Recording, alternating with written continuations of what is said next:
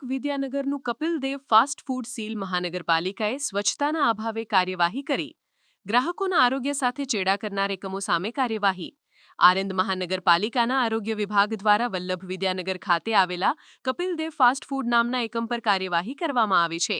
મહાનગરપાલિકાની ટીમ દ્વારા કરવામાં આવેલી આકસ્મિક તપાસમાં આ એકમમાં સ્વચ્છતા અને જાહેર આરોગ્યના ધોરણોનો ગંભીર અભાવ જોવા મળ્યો હતો.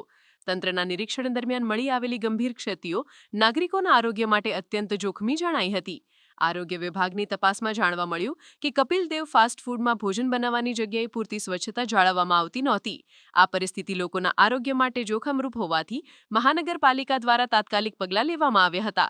કાયદાકીય જોગવાઈઓ અનુસાર ગુજરાત પ્રાથમિક મ્યુનિસિપલ કાયદાની કલમ 376A હેઠળ આ એકમને તાત્કાલિક અસરથી સીલ કરવામાં આવ્યું છે.